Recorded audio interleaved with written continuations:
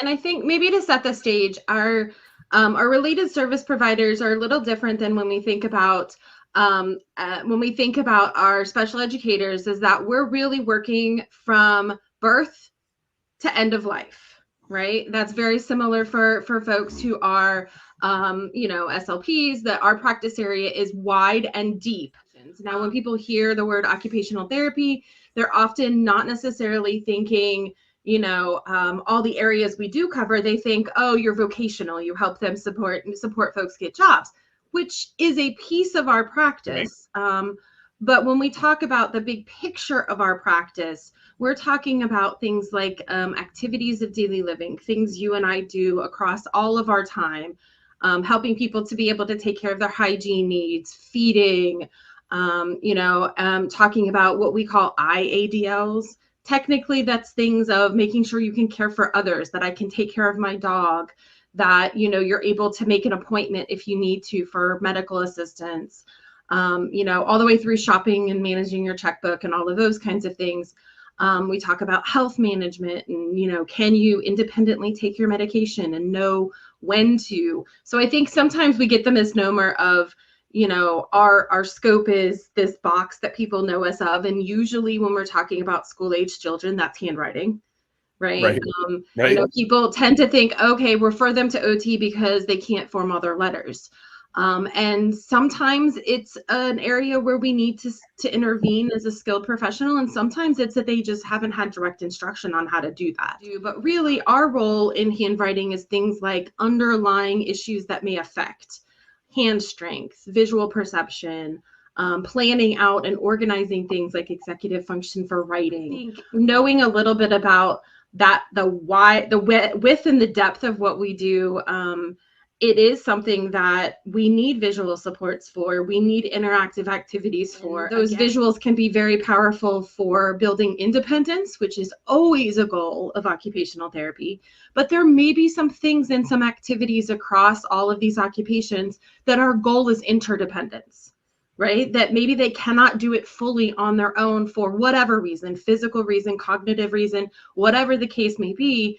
And it's what steps do we put in place for them to continue to have quality of life and have as much independence as possible, and then know that there are plans in place so that they get their medications on time and all those other things can happen seamlessly.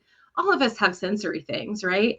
I've been around most of you long enough to know I know what your sensory things are.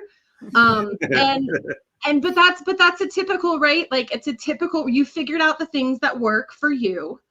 To self-regulate. And that's just a skill we have to teach. We have to explicitly teach some people. And OTs are good detectives at being able to figure out what are those things that can help self-regulate. And then how do we help that learner, that adult, that student figure out how to integrate that into their world so that they can keep up with their occupations. I think from age 3 until when they're post-school adults and beyond, their jobs are to be students. Their jobs are to learn.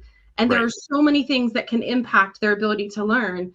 If they can't go through the process of mealtime independently and it takes them forever to do it, well, then maybe we're missing academics then, right? And how do we balance all of those things? We used to think, oh, the SLP or the special ed, they're the ones that make those schedules.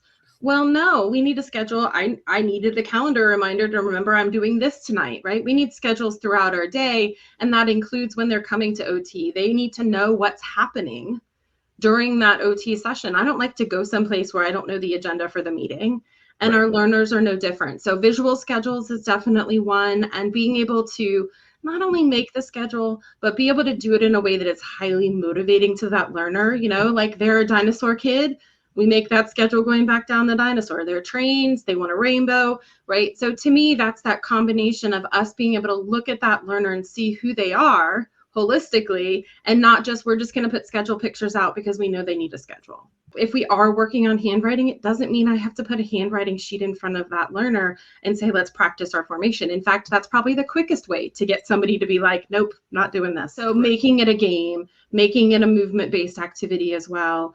Making it an obstacle course where they're searching for letter pieces and then they have to go put them on the board and see what letters they can make. Like, to me, it's about how do we think about what that component piece is we're really trying to address, and then put it in a motivating activity. I know you made a ton of the street letters. I did bring one. And you brought one? Good. I mean, this is the letter D. It's not a big deal, right? But it is, because before you're going to be able to use those little intrinsic hand muscles to form a D, you've got to use your big body muscles to do it. Yeah, we want to make it fun, but we also don't want to make it so that we're driving our car in the wrong direction, because we have a lot of students that have learned to draw their letters, which is very different than I've learned how to form my letters and to write them. So we want to make sure that they're starting at the top and they're going down first for that D, and then they're jumping back up to the top, because cars can magically do that, and then going around the curve. So this is just a set of playing cards. I made a red set and a green set. Yep. And I would put these in a sensory bin or something somebody had to dig out of, or put them at the beginning of the obstacle course that they have to get and bring back to the board. And then when we've got a couple, the question then becomes, what letters could we make, right? I'm not like, I have some target letters in my mind, but if I only bury, the horizontal and the vertical, and maybe, a short line, which I didn't make in these cards, right? Maybe I'm targeting the letter A. So to me, it's about, how do I prep the activity in a way that still helps build? And we could use this as a traditional playing card game sitting at a table, but I know very few 3, 4, and 5-year-olds that want to sit and play cards at a table. I could either come down to letters or come into OT. That tends to be how I go find them. And then I could come to dot the letters here, but you also see there's your street letters. For younger learners, for elementary learners, it's also about, how do we help them be in their classroom and be active participants in that classroom? And so maybe for some learners, that is writing. That's the space that they really struggle. For a lot of our learners, especially our younger learners, it's self-regulation. They cannot get their body to organize enough to be able to do the thing that's being asked of them. Right. And that's making sure that they have sensory movement spaces prior to us going to sit down and do a thing. I think executive functioning is one of those pots that's so big that we as related service providers don't need to fight over who's gonna support it, right? There's plenty of work to be done.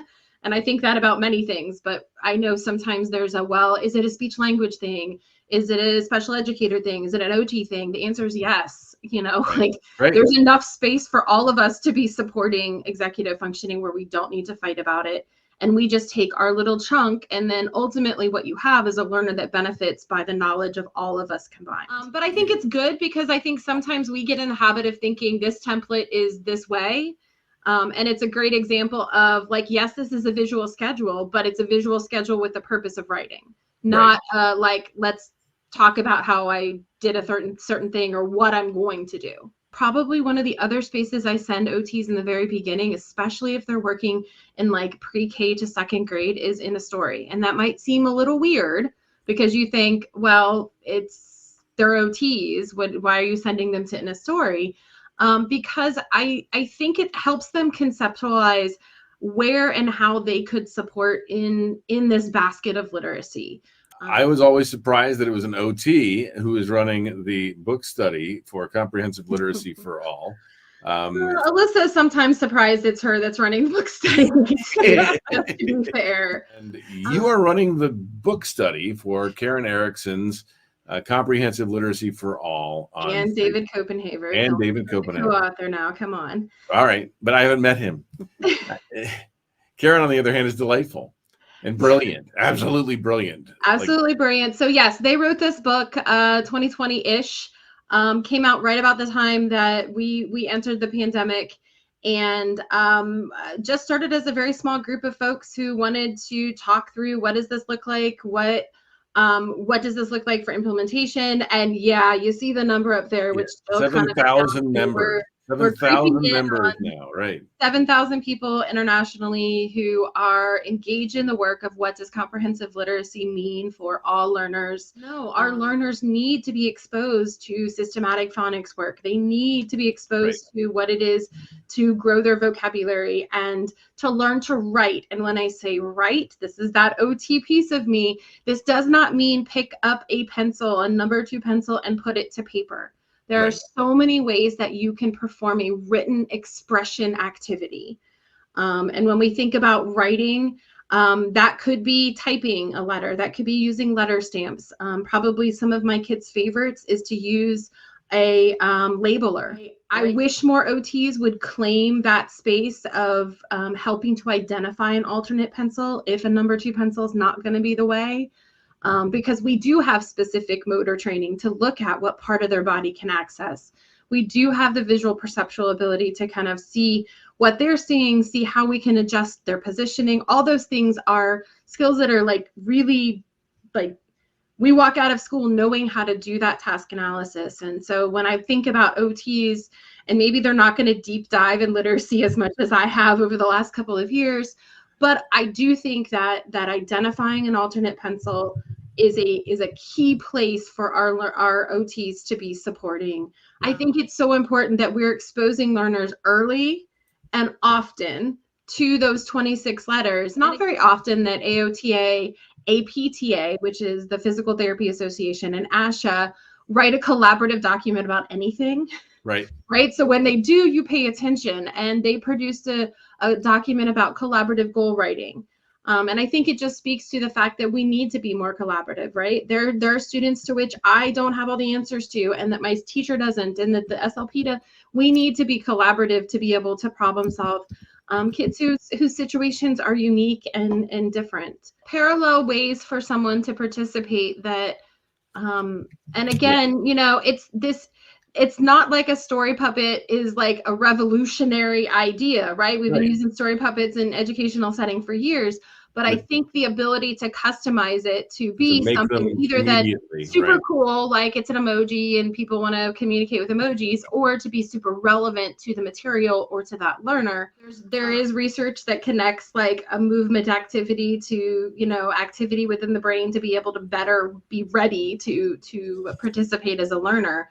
And I think those things are quick ways to be able to we're not like changing the entire flow of the classroom. We're just giving them a slightly more interactive way of doing it. Open-ended questions are really great if you're working with complex learners and you're working in shared reading. Like we don't want to make a reading experience a comprehension drill and quick kill. You know, we don't want to make it so like, oh my gosh, I have to listen to the story and I know somebody's going to ask me a question about it after. You know, I just want to have a general response to a book. And again, when it comes to self-regulation and sensory choices, our long-term goal is to do what we all do as adults, right? Find ways to get those sensory needs met in a way that is not obtrusive to the schedule of your day. So that's a skill, again, we have to explicitly teach. It just doesn't happen for a lot of our learners, so that when they are sitting in their middle school, high school classroom and they know what they need, they're able to advocate for it and to utilize it and then get back to doing the job of being a student. Please like ask your OTs for that help. Sometimes OTs are a little bit hesitant to like push in and offer a support, but they have lots of really good ideas or things that they maybe have tried in a session if they do pull your students out that you may not know are working well for them. So like setting up that time to have a conversation with them. OTs may be weird birds and use OT colored glasses, but really we just want to bring skills to the table to help benefit those learners.